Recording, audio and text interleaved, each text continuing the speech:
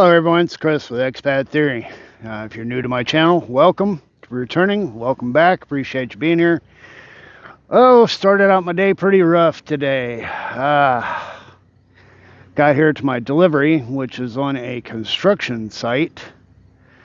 And as I was trying to back up to the new warehouse they're building, my front right wheel went down into a hole, which caused the undercarriage of my truck to drag the ground, which also snapped two of the little plastic connectors for my air lines.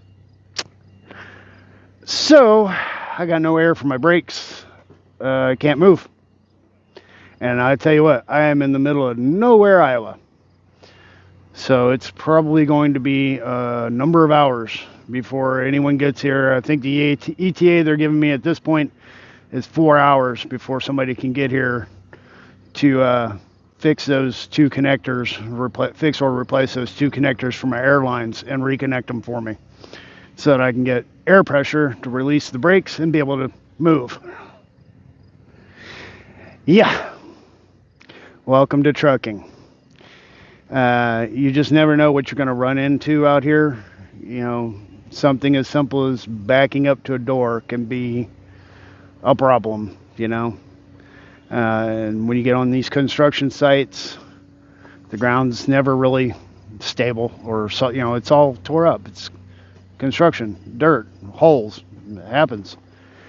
You know, on top of all the other things we have to deal with. So, yeah, it got me.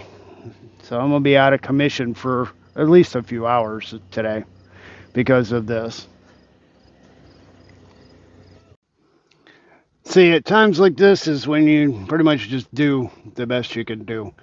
I'm gonna have time to kill, so I'll probably break out my tablet or something to keep myself occupied, amused, you know, watch videos or, you know, take care of bills or, you know, if I got any training modules to do. So that's another thing in trucking. You almost always have some sort of training videos to watch and take little tests and, you know, things like that just they need to be done. And wait, you know, that's all you can do is wait. If I would have not gotten a good night's sleep, I could crawl back there and take a nap, you know, but I did sleep well last night, so I'm not really tired, don't need a nap. So, yeah. You know, and the really sad part of this is because of the way we're paid, you know, this wait time just basically is hurting my paycheck. You know, it's hours that I'm not driving, I'm not getting miles. You know, I should have already been unloaded by now and gotten my next load and be heading there to do a pickup and, you know, rolling down the highway. Instead, I'm dead in the water till they get me fixed. So, and it won't be, you know, it shouldn't be an all day thing. It's going to be a number of hours before I get somebody out here, but I should be able to get some sort of miles out of today. Not a lot, but it's just going to hit. It's going to hit me. You know, every time you have an issue or a problem or something that happens, if you have a major mechanical issue, you know, and your truck's down for days, your paycheck's going to suffer hardcore. As I've mentioned in previous videos, this particular company and the companies that I have worked for, they do pay you for downtime. So if your truck has like a major malfunction and it's down for 5 days, typically they give you about $100 a day.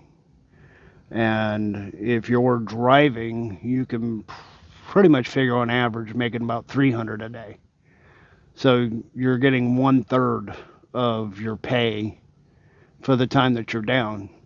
So if you're down for a whole week, you might get $700. And normally, that's gross, and normally you'd be 18 to 2000, 1800 to 2000 gross. So, your paycheck just gets crushed. Yeah, it's it all averages out, believe it or not. It does average out. You have good weeks, bad weeks, and you know, you might have a couple of good weeks that'll kind of offset, you being broken down.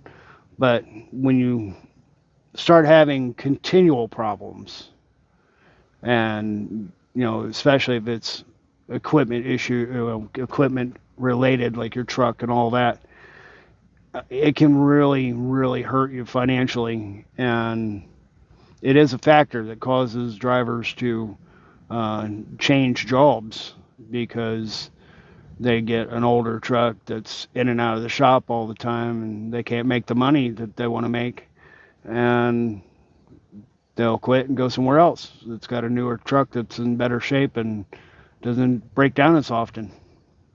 So that is a factor in the turnover for uh, trucking companies themselves, which already have a huge turnover. So, fortunately for me, the two companies I've been with, CRST and GP Transco, and they have newer equipment for the most part.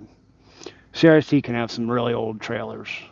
Um, GP's got a few older trailers, but the majority of GP's equipment is relatively new and in fairly good shape.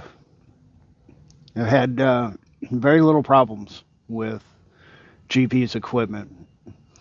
And over my time with CRST, yeah, I had a few issues with equipment with trucks. The silliest thing of all, I sat for a week in the hotel in Chicago because of a windshield. During the COVID time frame, um, they didn't have them in stock. I had a 2021. All they had in stocks were 2020s. So it took them a number of days to actually locate and get the windshield for my truck shipped to the shop so they could get us back on the road. We had a lot of shortages back then. Things have gotten a lot better now, but things like that can happen. You get some random part that's hard to come by, and you could be waiting for days for it to get overnighted from one place to the other and actually get the repairs done and get back up on the road. So it's not like it can't happen. It definitely does happen. May not be as frequent now, but it is an issue. Anyway, guys, I just figured I'd share this with you because it was caught me off guard. It's kind of a oops thing with the wheel going in the hole, and now stuck. Stuck like Chuck. But we'll get it fixed and we'll get back up on the road and get rolling again. So just wanted to share with you guys. Can you kind of get a glimpse of what actually happens out here? So, all right, I'm going to end it there, guys. Hope to see you in the next video.